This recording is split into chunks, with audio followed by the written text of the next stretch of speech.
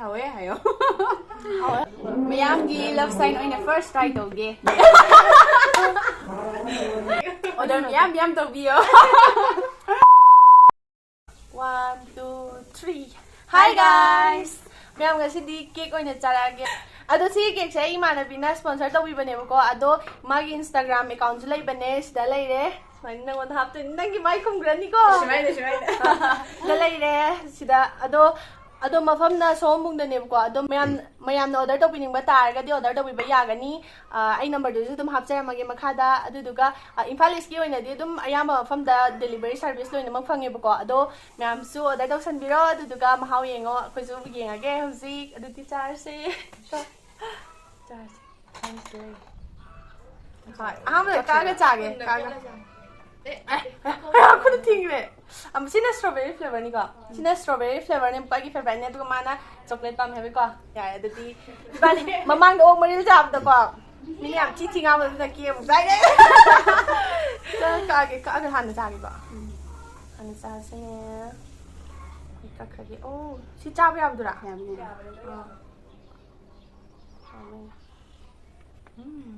원하는 게.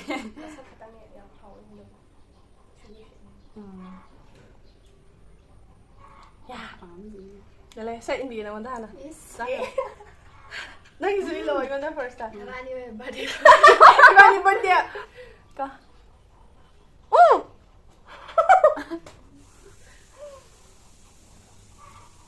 이거 하나 상대 하오에. 봐. 남 하오에 또 먹는 게. 이거 잠깐만 거 스푼 거 자야. nghe.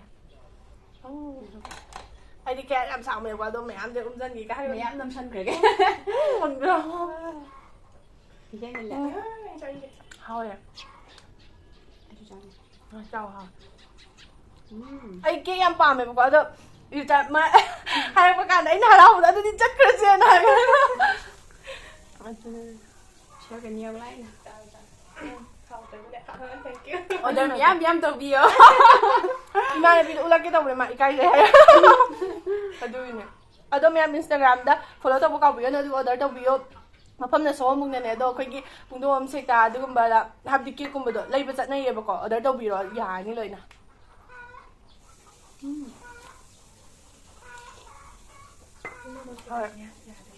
Aduh, apa? Sushi cari apa? Kecil nggak?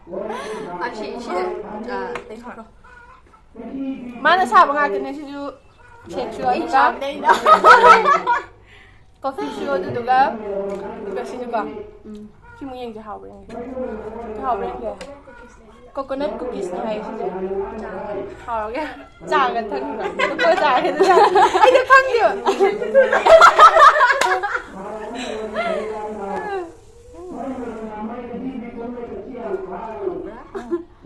Không không được.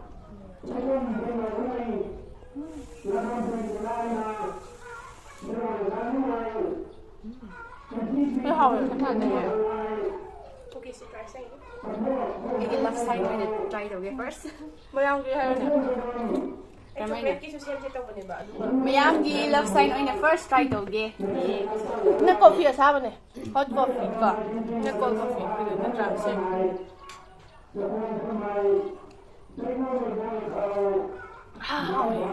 Ngon thật. Đấy. Để mình phải chơi đấy để xí mấy để bảo để vậy nhá. Chúng ta để thế. Mình đây sẽ. Sau.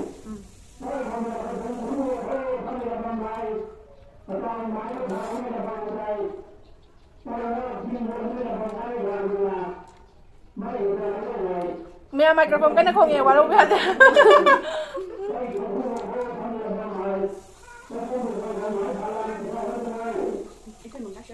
Kabui maroon nè.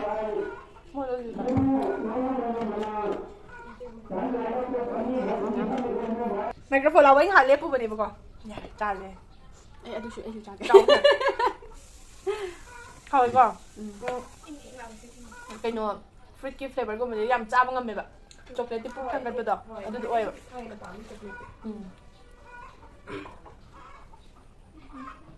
nhiêu? Cái nào? Nang gi khắc tang cha lại em chứ. Alam mo chocolate ko mali foreigner sing chai. คือสายที่มีดีดมฟุตกิฟเลยว่าต้องไปบ้าง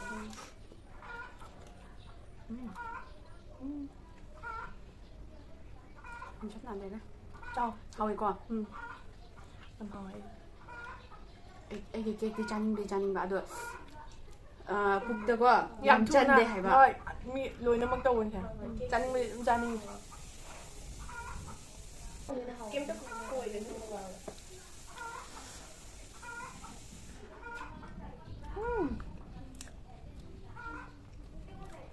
Hajik nangi birthday hin kre ko Hen kìa Ada Hyderabad ta lấy can tàu rồi ai birthday la ke da re Mà nó order tàu rồi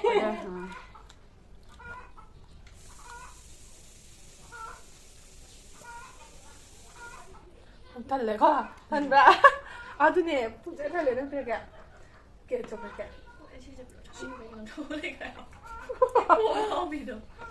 chocolate oi na Yum hao ấy mẹ ông nào khai đi khai đi là con Hỏi Xe nào đâu take the chairs so you Sao đâu mẹ ăn xem kìa Yum kìa rồi nó Cái Anh trai chưa mà Phần em trai rồi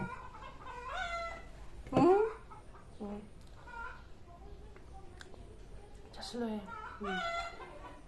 Nhưng ngoài thành rồi sẽ Chị bụng em thật là Không mọi người sao luôn Morok sao đó không mình đã chân mà đấy hả? Ủa Thu mà làm thì bạc khai Coffee anh thà ghê Coffee em hỏi Đi bám chẳng bám bác sẽ tập cái gì miam coffee show order to bio miam khao Chị em thà là cả plastic de halaga deliver to bini coffee show order to bio hawe hayo Hỏi hỏi hỏi have đó khai gì mà lấy khai gì hay mà hỏi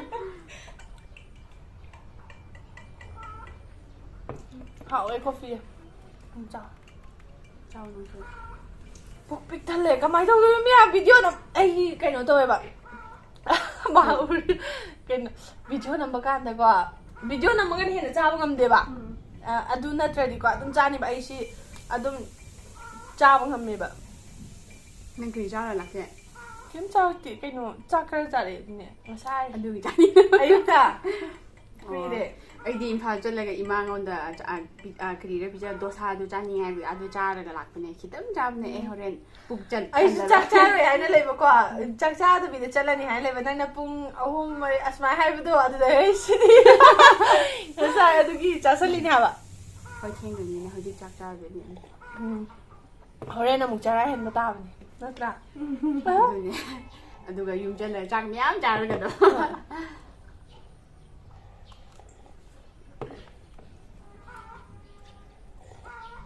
Cake setup dari sana juga puk seping thale haba. Ay na di video da di tap tay cho ni lại. Không được. Kiếm thêm ra trong người kia nên cái đuổi chắc sẽ lo lời khó ai đi cake order to rồi coffee oil order to cái này Coffee em hỏi con.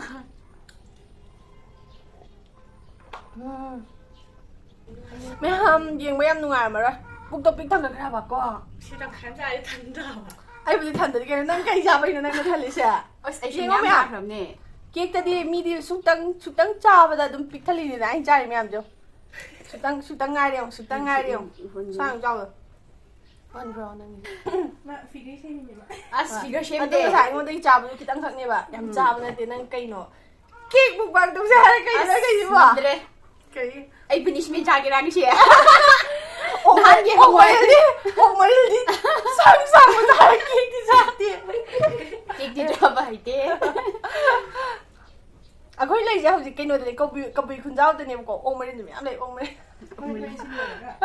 À đó mấy em cái nó tôi kia như là có phục set pick tham cái này có khối hấp ra thì chay chỉ chú đúng timing đâu cái hay ta đấy mà làm được mà tâm đó à đó chú ơi có đó phần em bị cha cái đó Wow, pinamiyam. Ato cake siya tang mahaw yung bio ay nasa Instagram page so how pwede na ko ato duga link so hapa magya duga number so ay description da hapa magya do ꯃꯌꯥꯝꯁꯨ order ꯇꯧꯕꯤꯌꯣ ꯌꯥꯝ ꯍꯥꯎꯋꯦ ꯑꯗꯣ ꯀꯩ ꯍꯥꯏꯅꯤ ꯂꯣꯏꯁꯤꯜꯂꯁꯤꯔꯥ ꯑꯩ ꯄꯅꯤꯁꯃꯦꯟꯗꯤ ꯄꯤꯔꯔꯣꯏ ꯑꯗꯣ ꯃꯉꯣꯟꯗ ꯀꯩꯅꯣ ꯑꯣꯏꯅ ꯇꯧꯔꯦ ꯄꯅꯤꯁꯃꯦꯟ ꯗꯥꯏꯔꯦꯛꯇꯤ ꯅꯠꯇꯦꯕꯀꯣ ꯃꯉꯣꯟꯗ ꯀꯕꯨꯏꯒꯤ ꯗ꯭ꯔꯦꯁ ꯑꯣꯏꯅ ꯁꯦꯠꯍꯜꯂ ꯎꯠꯂꯛꯑꯒꯦ ꯃꯥ ꯇꯥꯡꯈꯨꯜꯅꯤꯗꯅꯀꯣ ꯑꯩꯅ ꯃꯩꯇꯩꯒꯤ ꯗ꯭ꯔꯦꯁꯁꯨ ꯁꯦꯠꯍꯟꯈ꯭ꯔꯦꯗꯅ ꯑꯗꯣ ꯀꯩꯅꯣ ꯇꯧꯔꯦ ꯀꯕꯨꯏꯒꯤ ꯗ꯭ꯔꯦꯁ ꯑꯣꯏꯅ ꯁꯦꯠꯈ꯭ꯔꯣꯀꯣ ꯑꯗꯣ ꯁꯦꯠꯍꯜꯂꯒꯦ ꯑꯗꯨꯗꯨꯒ ꯎꯠꯂꯛꯀꯦ ꯐꯖꯕ꯭ꯔꯥ ꯊꯤꯕ꯭ꯔꯥ ꯌꯦꯡꯉꯣ ꯃꯥꯗꯤ ꯂꯩꯁꯥꯕꯤꯅꯤꯀꯣ ꯑꯗꯨꯗꯤ ꯀꯩꯅꯣ ꯇꯧꯔꯁꯦ kabui dress to hongdogo ulage ko mayam mam thanda selendre ba pai ulage mana bi ko makeup su tawram ne ba ngasai di tawde dana ko Azarvingo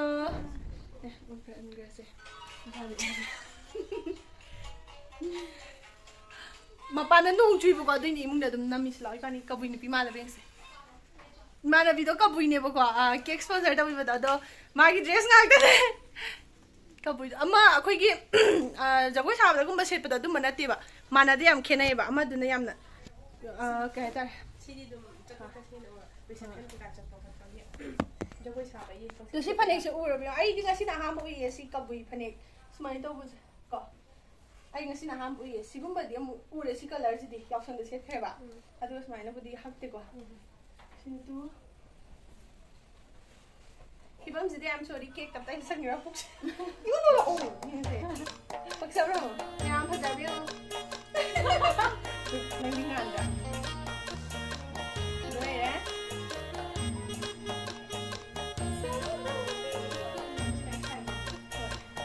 Ding ding ding ding ding ding. Jadi saya itu saya kan sada. Ini kau ada. Saya sada. Saya nak leh nak. Ini saya nak kong do saya tu kan. Kong ni. Em thấy là mấy cái người ta còn mấy cái tàng người ta mà này.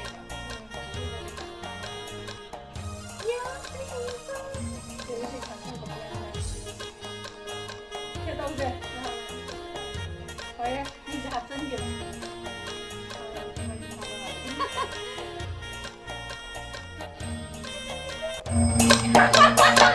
Mày không có đâu cái chuyện đó.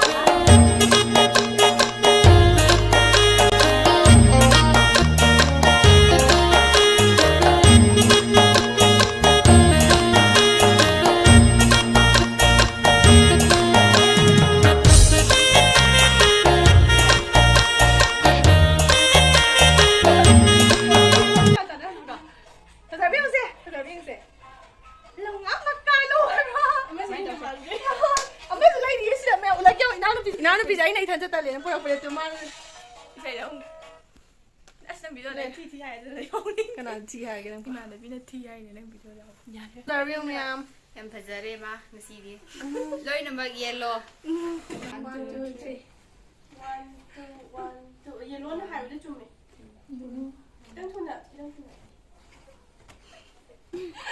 ai chả biết view gì ba đi này khăn phải view gì hả chân ra nữa ding ding ding ding ding em phải đi rồi đó có bình niệm đồng hát kia này video thôi không khất đó lệ em phải dậy tu bắn em phải dậy à ai đi mà đi chào mà bây giờ cho thằng này ha bây giờ cho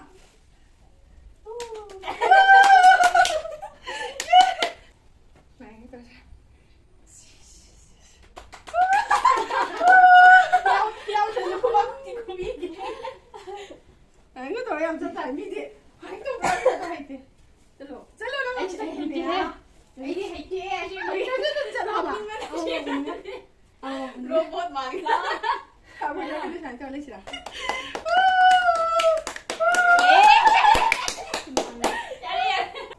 đó mẹ cái đó cái cái video xoay nó sẽ là cái bao Kik siam jawab ngam drama thang ida phajani am jaga ke war wi bia te do ma thang video dong thing na si ngasi ki sai la like subscribe share to ka wi nu bye